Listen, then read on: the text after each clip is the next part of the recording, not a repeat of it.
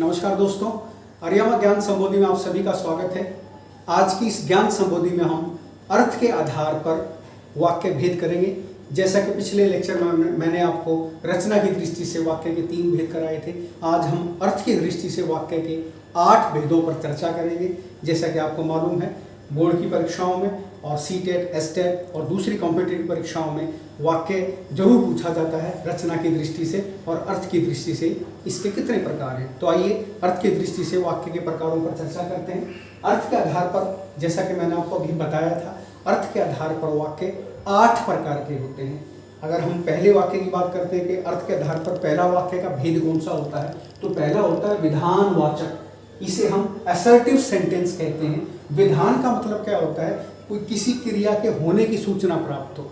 जब किसी कार्य के होने की सूचना प्राप्त हो तो उसको हम विधानवाचक वाक्य कहते हैं। जिन वाक्यों में क्रिया के करने या होने का बोध होता है, असल में उसे हम विधानवाचक वाक्य कहते हैं। इन वाक्यों से आप समझिए। देखिए, मैंने पहला वाक्य लिखा, कृष्ण ने कंस को मारा। तो कृष्ण के द्वारा कार्य कौन सा हो रहा है, कंस को मारने का। तो मैंने अभी आपको परिभाषा में बताया था, जिसके द्वारा, क्रिया के द्वारा किसी कार्य के करने या होने का बोध होता है, उसे हम विधानवाचक वाक्य कहते हैं। तो कृष्ण ने कंस को मारा, तो कृष्ण के द्वारा कंस को मारने की क्रिया के बारे में, विधान के बारे में पता चल रहा है। दूसरा वाक्य देखिए, राजेश नित्य व्यायाम करता है। व्यायाम करने का पता चल रहा है, व्यायाम करने की क्रिया के बारे में बोध हो रहा है। तीसरा देखिए, सूर्योदय हो रहा है। सूर्य उदय हो रहा है, इसमें भी क्रिया के होने का बोध हो रहा है। सूर्य उदय हो रहा है, सनराइज हो रहा है। उसके बाद अगला देखिए, चिड़िया चहचहा रही है। इसके द्वारा भी है, कार्य का बोध हो रहा है, क्रिया का बोध हो रहा है। क्रिया क्या होने लग रही है कि चिड़िया चहचहा रही हैं, चर्पिंग कर रही हैं। तो इस प्रकार से जो है विधानवाचक वाक्य जो होता है, उसको हम अंग्रेजी में असर्टिव सेंटेंस कहते हैं। इसके द्वारा किसी क्रिया के करने या होने का बोध होता है। दूसरा भेद देखिए, दूसरा है निषेधात्मक वाक्य। अर्थ की दृष्टि से दूसरा भेद है निषेधात्मक वाक्य, नेगेटिव सेंटेंस। इसमें असल में क्या होता है, जिस क्रिया में किसी कार्य को करने की साफ मनाही की जाती है, उसका निषेध किया जाता है, उसे हम निषेधात्मक वाक्य कहते हैं। इसमें आपको जब भी आप वाक्य को देखेंगे तो इसके वाक्य के अंत में आपको नहीं लगा मिलेगा। देखिए उदाहरण देखिए, राजेश नित्य व्यायाम नहीं करता है। दूसरा देखिए, मैं शतरंज नहीं खेलता हूं। तुम जादूगर नहीं हो। मैं कल बाजार नहीं गया था। तो कहने का तात्पर्य यह है कि जिन वाक्यों में क्रिया के न करने या न होने का बोध हो, उसे हम निषेधात्मक वाक्य कहते हैं। आइए अब अर्थ की दृष्टि से वाक्य का तीसरा प्रकार देखते हैं। तीसरा प्रकार है प्रश्नवाचक वाक्य, जिसे हम इंटरोगेटिव सेंटेंस कहते हैं। सीधा सा आपको इसी के मतलब से ही पता लग रहा है कि प्रश्नवाचक, जिसमें कोई इंटरोगेशन की जाए, जिसमें कोई क्वेश्चन किया जाए, जिसमें कुछ प्रश्न पूछे जाएं। तुम कौन हो, क्या चाहते हो, कहाँ से आए हो, ठीक है, क्या चाहिए, इस तरह का कोई भी प्रश्नोत्तर जब दिखाई देता है, पीछे आपको प्रश्नबोधक चिन्ह लगा मिलेगा, तो आप समझ जाइएगा कि प्रश्नवाचक वाक्य है। बिल्कुल सिंपल से सेंटेंस बनाइए। देखिए, तुम यह निबंध किसने लिखा।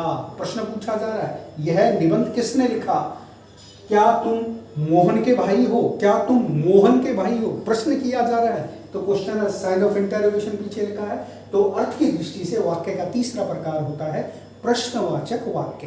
तो अर्थ की दृष्टि से वाक्य का चौथा प्रकार होता है संकेतवाचक वाक्य। इसे हम कंडीशनल सेंटेंस कहते हैं। इसमें क्या होता है, जिन वाक्यों में एक क्रिया का होना दूसरी क्रिया पर निर्भर करता है। जिन वाक्यों में एक क्रिया का दूसरी क्रिया पर होना निर्भर करता है, उसे हम संकेतवाचक वाक्य कहते हैं, उसे हम कंडीशनल सेंटेंस कहते हैं। उदाहरण से देखिए, यदि अमृत दिल्ली चले तो मैं भी चलूं। संकेत किया जा रहा है कि एक क्रिया दूसरी क्रिया पर आधारित होते हैं।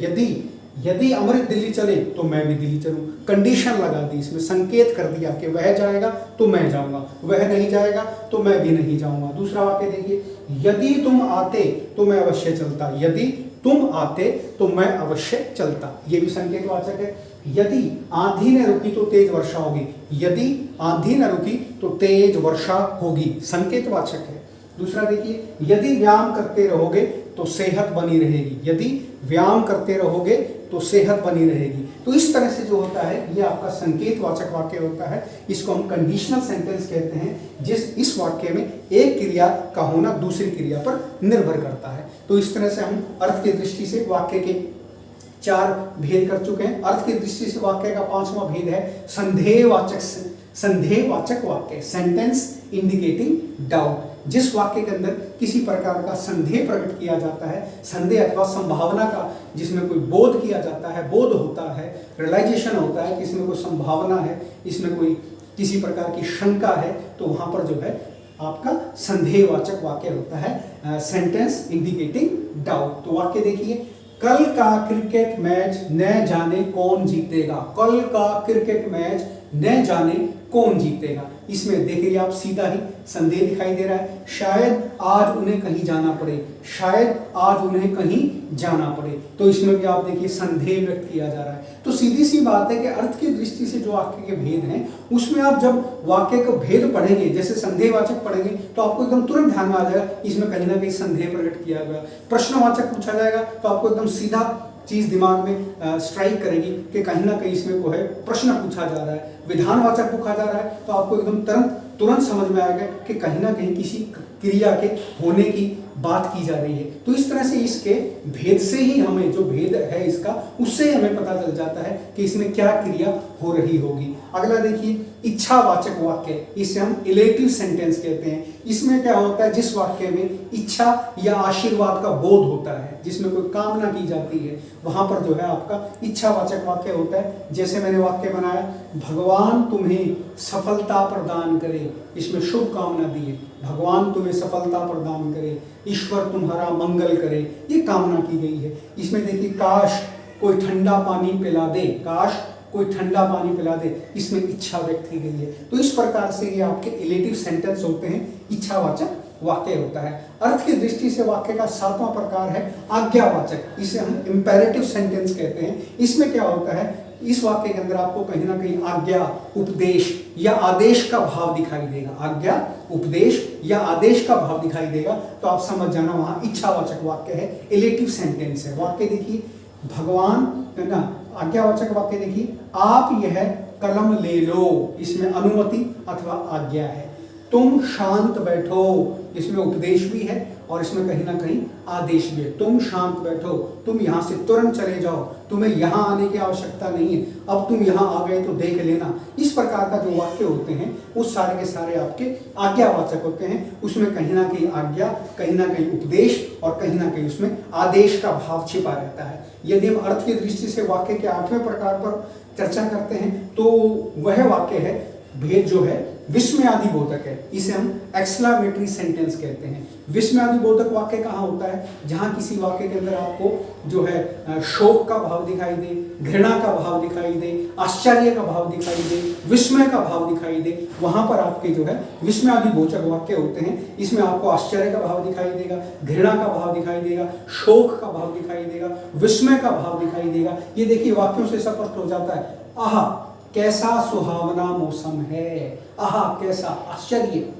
व्यक्त किया जा रहा है, वाह क्या छक्का मारा, इसमें भी विस्मय है, आश्चर्य है, वाह छी कितनी गंदगी है, या छी वस्तु गंदगी है, इसमें वस्तु गंदी है। इसके अंदर आप देख रहे हैं घृणा का भाव है, शोक का भाव है, हाय ये कैसे हुआ, ये देखिए इसमें शोक का भाव आ गया। आपके जो फेस के एक्सप्रेशंस होते हैं, उन फेस के एक्सप्रेशन से भी आप इस वाक्य को जो है व्यक्त कर सकते हैं। आश्चर्य का भाव हो तो आपका ये भाव होता है, शोक का भाव होता है तो आपका ये सिकुड़ जाते हैं, श्रिंक हो जाते हैं, छी का भाव होता है तो ये गंदगी का भाव होता है। तो इस तरह से आपके गेस्चर से, फेस के हाव भाव से भी आप जो है विस्मयादिबोधक जो वाक्य होते हैं, एक्सक्लेमेटरी सेंटेंसेस होते हैं, उनको आप व्यक्त कर सकते हैं। यहाँ देखिए मैंने अर्थ की दृष्टि से वाक्य के 8 प्रकारों को, 8 जो भेद हैं, उनको एक वाक्य से समझाने का प्रयास किया है। देखिए यदि हम विधानवाचक वाक्य में राजेश के दिल्ली जाने की बात कहते हैं तो क्या कहेंगे, अगर विधानवाचक वाक्य है तो हम कहेंगे राजेश दिल्ली जा रहा है। गौर कीजिए, मैंने यहाँ विधानवाचक में आपको बताया था सूर्य उदय हो रहा है। आप देखिए निषेधात्मक वाक्य में मैंने आपको बताया था, निषेधात्मक वाक्य में जहां किसी चीज की मनाही की जाती है, जहां किसी चीज का निषेध किया जाता है। अब राजेश के दिल्ली जाने वाली सेंस में हम इस वाक्य को कैसे इस्तेमाल करेंगे, राजेश दिल्ली नहीं जा रहा है। यदि हम इसी वाक्य को प्रश्नवाचक में करें राजेश को तो हम क्या करेंगे, क्या राजेश दिल्ली जा रहा है। यदि हम इसी वाक्य को आज्ञावाचक में इस्तेमाल करें राजेश के दिल्ली जाने को तो क्या वाक्य बनेगा, राजेश दिल्ली जाओ, राजेश दिल्ली जाओ। यदि हम इसी वाक्य को इच्छावाचक इंपेरेटिव सेंटेंस में अगर हम इसका प्रयोग करेंगे तो राजेश को दिल्ली जाना चाहिए, राजेश को दिल्ली जाना चाहिए। यदि हम संदेहवाचक में राजेश के दिल्ली जाने की बात करें तो क्या आएगा, शायद राजेश दिल्ली जा रहा है, शायद राजेश दिल्ली जा रहा है। यदि हम इसी को संकेतवाचक में इसका इस्तेमाल हम करते हैं संकेतवाचक में तो क्या होगा, उसमें एक क्रिया दूसरी क्रिया पर आधारित होती है, मैंने आपको यहां बताया था। तो संकेतवाचक में क्या होगा, यदि मौसम ठीक रहा तो राजेश दिल्ली जाएगा, कंडीशन लगा दी, यदि मौसम ठीक रहा तो राजेश दिल्ली जाएगा। एक क्रिया जो है दूसरी क्रिया पर आधारित हो गई। यदि हम इसी वाक्य को राजेश के दिल्ली जाने को हम विस्मयादिबोधक एक्सक्लेमेटरी सेंटेंस में अगर इस्तेमाल करें तो इसका इस्तेमाल हम कैसे करेंगे, अरे अरे राजेश दिल्ली चला गया, अरे राजेश दिल्ली चला गया, ये देखिए आश्चर्य का भाव हो गया। तो इस तरह से हम एक वाक्य को जो है अगर हम चाहें तो उसको हम इच्छावाचक में बदल सकते हैं, उसको विधानवाचक में बदल सकते हैं, उसको आज्ञावाचक में बदल सकते हैं, उसको प्रश्नवाचक में बदल सकते हैं, उसको संकेतवाचक में बदल सकते हैं। निर्भर करता है कि उस वाक्य की सेंस हमने उस भेद के हिसाब से निकाल ली है। तो मैं समझता हूँ अर्थ की दृष्टि से वाक्य के जो आपको मैंने भेद कराए, मैंने इसे आसान अभिव्यक्ति बना करके प्रस्तुत करने का प्रयास किया है। यदि मेरी यह आसान अभिव्यक्ति आपको समझ में आई हो तो मेरे इस चैनल को सब्सक्राइब करना ना भूलें। अगले किसी लेक्चर में मैं आपसे फिर रूबरू होता हूँ, तब तक के लिए धन्यवाद।